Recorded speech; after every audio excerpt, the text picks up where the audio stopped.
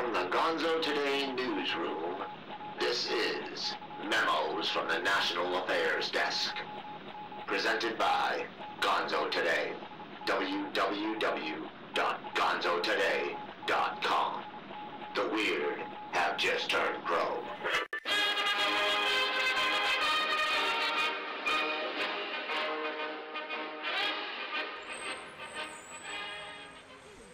Alrighty, thanks a lot there, Mac. Windshield's all clean there for you, buddy. Alright, you have a good day. Hey! Welcome to this week's edition of Gonzo Today's Memos from the National Affairs Desk. I'm your host, Dr. Jeffurious Higgason. This week, we have a special homeless edition of Memos from the National Affairs Desk. That's right. Memos has been evicted. So Jeffurious Productions is sort of on hold right now. We had to actually tear down the studio.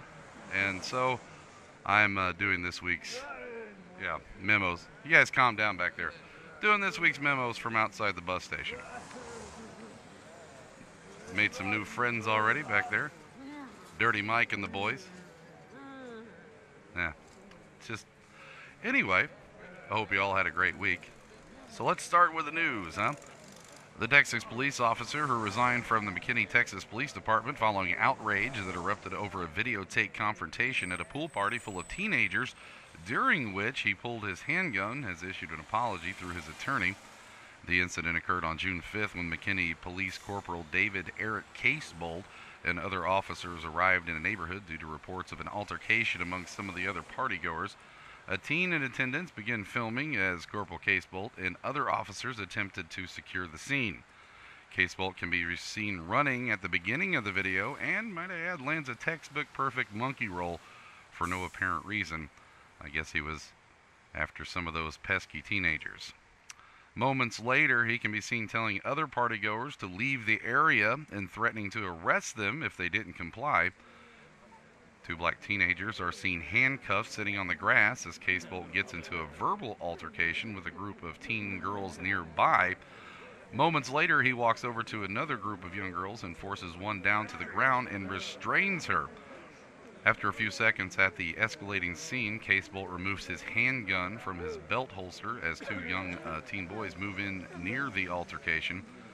Casebolt's attorney, Jane Bishkin, said on Wednesday that her client had been under severe stress before arriving at the pool party, as he had previously responded to an emotionally charged suicide and a suicide attempt. McKinney police also responded to the incident and said Casebolt's actions were indefensible.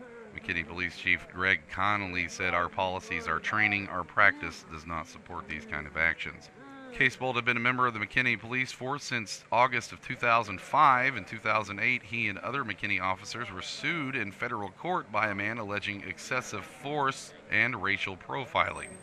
But that suit was dismissed a year later. The girl at the center of the video was released to her parents and was not charged with any offense, and a lawyer representing her said stress is not a justifiable means to behave in such an aggressive manner.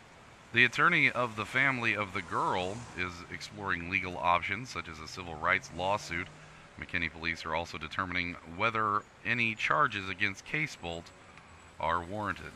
Maybe he was jacked up on that Red Bull. You know, that Red Bull out there make you crazy. Crazy. Yeah, speaking of crazy, hold on just a second, if you wouldn't mind. Pardon me. Excuse me, sir. Sir. Shoe shine? You need a shoe shine? No? How about Carnival Cruise coupons? I got those too. Burger King. Do you like tuna fish? The Iowa Supreme Court said it is legal to be drunk on the porch of a private home this week, overturning the conviction of a woman convicted of public intoxication while standing on her front steps. "Your kids, get out of the street!" Justices rejected a 2013 lower court decision that a front porch was a public place because it was plainly accessible and visible. 29-year-old Patience Pay of Waterloo, Iowa, was arrested in June of 2013 on a public intoxication charge after she reported a domestic violence incident at her home. Payne had stepped outside on the porch when the police arrived because she didn't want to upset her children. In the Supreme Court ruling, justices noted that Iowa is among a handful of states that criminalizes public drunkenness.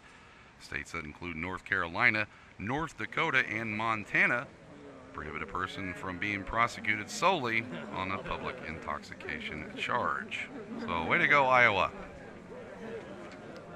Hey, you guys need to go down to the other end of the station here, man. This is what we got set up. This is our spot. I don't care, you know. Well, they're trying to make money, too. All right. One love.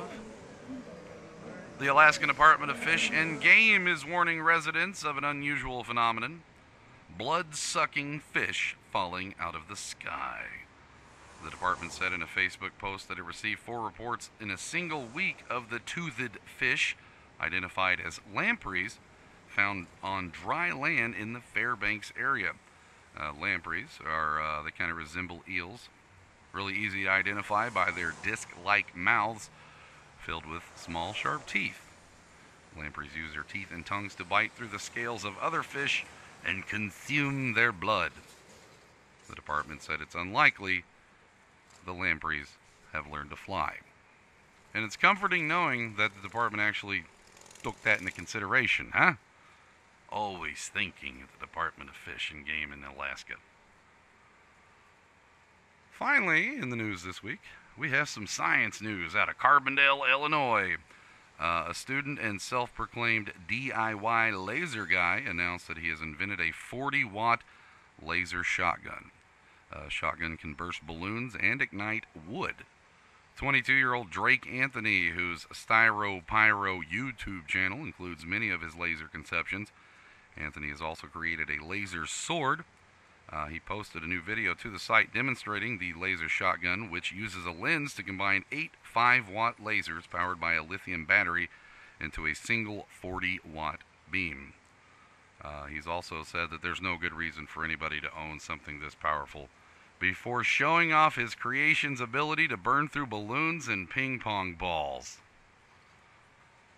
So we should just be happy that they're not just our balls.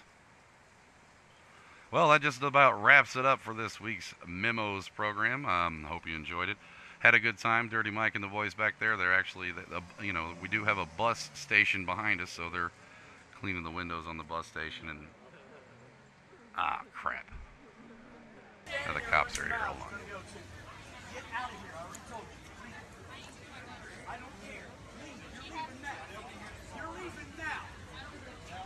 Pardon me, folks. I've just been informed that we need to wrap it up as fast as possible. I didn't know this is trespassing. What if we were waiting on a bus? Well, people videotape themselves. Why can't they? Well, I'm sure your mother really does love Jesus, but that has nothing to do with what we're doing right here, right now.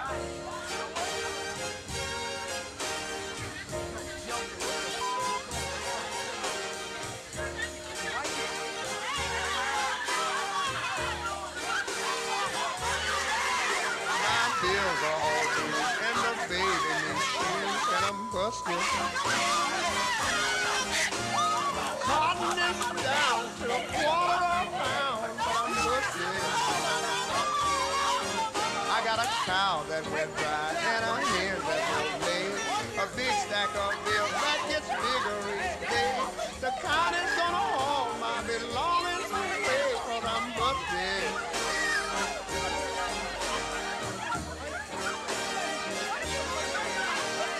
Went to my brother to ask for a loan, 'cause I was busted. I hate to dig like a dog without a bone, but I'm busted.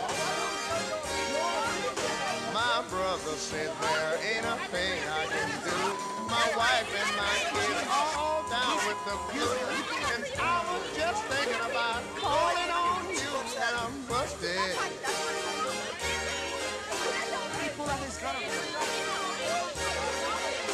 Well, I am no thief, but a man can go wrong when he's busted. The food that we canned last summer is gone, I'm busted. The fields are all bare and the cotton won't grow. Me and my family got to pack up and go. But I'll make a living just where I don't know, 'cause I'm busted. I'm broke. No bread. I mean, like nothing. Forget it. The news you have just heard was a digest of Press Association dispatches. Further details will be found in your newspapers.